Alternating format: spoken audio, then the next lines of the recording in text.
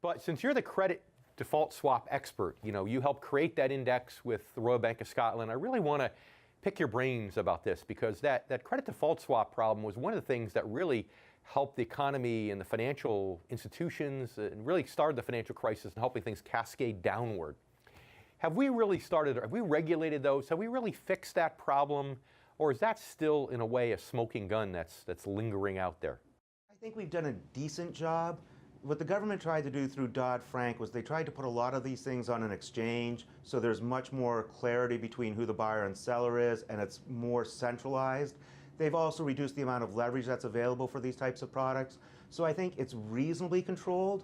I do think that given the amount of problems, and this really started with Bear Stearns back in 2008 when JP Morgan was forced to rescue Bear Stearns. There were known concerns about the counterparty risk, what was going on in the default swap market, and yet it took years and years for things to come in place. I think it's most of the way there. It still could be better.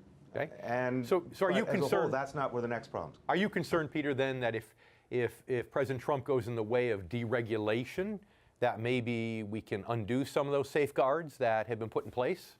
I think when he looks at deregulation and getting rid of some of this, I think they should pull back on things like the Volcker Rule. To me, the Volcker Rule doesn't solve anything. Banks making markets and trying to provide liquidity for customers was never where the problems were. Traders run those books with reasonable risk limits. Sometimes they lose money, but they're never going to lose much money. It's not going to bring down a bank. So things like that were kind of thrown on haphazardly and actually have hurt the overall market should be repealed. But I do think there are some things that really go to the health and safety of the economic system, and they should be careful to make sure those stay in place. So it's going to have to be a very thoughtful look at what went in with Dodd-Frank that's good and trying to keep it, and looking at some of the stuff that was over the top, isn't helpful, and pull back on those. Okay.